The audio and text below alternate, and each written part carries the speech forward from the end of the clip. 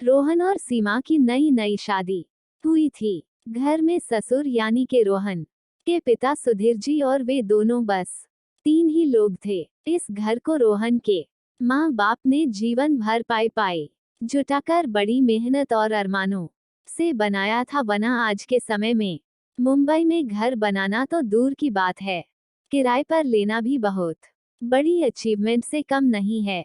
जब रोहन कॉलेज में था तब माँ उन्हें और दुनिया को छोड़कर जा चुकी थी। एक कामवाली बाई सकू थी जो सुबह से लेकर शाम तक उनके घर का सारा काम करती थी। नई नई शादी हुई थी, इसलिए सकू बाई का दिन भर अब घर में रहना सीमा को अपनी प्राइवेसी में बाधा सा लगता था। इसलिए अब सकूबाई सुबह खाना बनाना, कपड़े और पोछा करने के बाद चली जाती और वापस शाम को आकर खाना बनाती।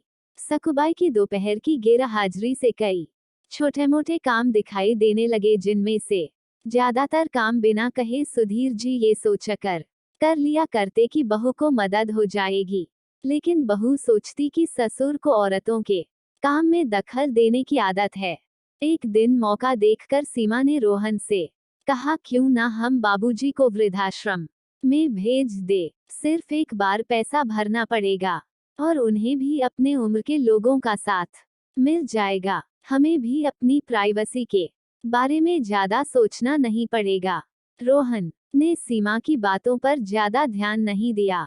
कुछ दिन ही बीते थे कि बाबूजी अपने दोस्तों के साथ एक हफ्ते के लिए टूर पर गए और इत्तेफाक से इसी दौरान सकूबाई भी छुट्टी पर थी। फिर क्या, सीमा को जैसा चाहिए था वैसा समय मिलने लगा। अब रोहन रेस्टोरेंट में खाना खा लेता और सीमा का काम ऑमलेट, ब्रेड या मैगी से चल जाता।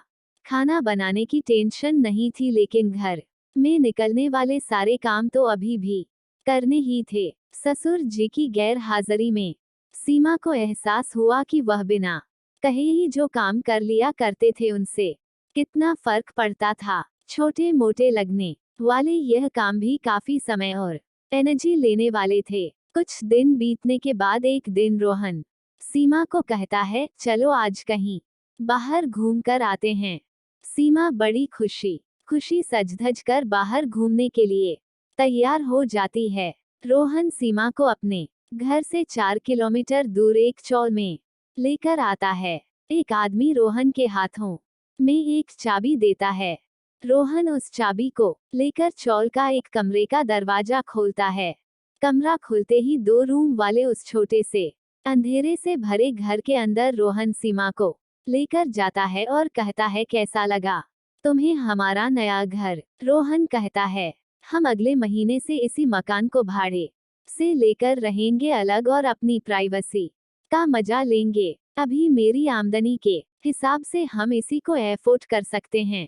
रोहन का यह व्यवहार सीमा के समझ में नहीं आया। वह चौंकते हुए कहती है, हमारे पास अपना इतना बड़ा घर तो है, फिर क्यों हम भाड़े से रहेंगे? रोहन उसे टोकते हुए कहता है, सोच समझकर बोला करो, वह घर हमारा नहीं है, वह माँ बाबूजी का है। तुम्हारे पास 1 महीना है सोचने के लिए कि तुम्हें आगे क्या करना है। दोनों वहां से वापस अपने घर लौट आते हैं। पूरे रास्ते सीमा के दिमाग में तरह तरह के विचार चल रहे थे। घर पहुंचते ही उसने रोहन से कहा, माना कि यह घर माँ बाबूजी का है, लेकिन क्या हमारा इस पर कोई हक नहीं है? रोहन ने कहा, बिल्कुल है, लेकिन माँ बाबूजी के बाद जब तक वह है तब तक तो नहीं। अगर तुम्हें हक समझ में आता है तो तुम्हें जिम्मेदारियां भी समझ में आती होंगी। सिर्फ हक के बारे में सोचकर और अपनी जिम्मेदारियां भूलकर स्वार्थी होना क्या भला अच्छा होता है? सीमा के पास रोहन के इस सवाल का कोई जवाब नहीं था। वह सोचने लगी कि उसने अपने क्षणिक सुख के स्वार्थ के लिए इतने नीचे गिरकर ऐसी घटिया सोच अपने दिमाग में आने दी। उसे मन ही मन पछतावा होने लगा। सीमा रोहन से बोली, मुझे माफ कर दीजिए, मैं सच में स्वार्थी हो गई थी, मुझसे बहुत बड़ी गलती हो गई। रोहन बोला, तुम्हें पछतावा हुआ, मेरे लिए यही काफी है, मैं तुमसे नाराज नहीं हूँ। बेटे और बहू का यह वार्तालाप सुधीर जी दरवाजे पर खड़े होकर सुन रहे थे। उन्होंने आसमान की तरफ देखा और बोले, भाग्यवान तुम, धन्य हो जो तुमने ऐसे बेटे को जन्म दिया है।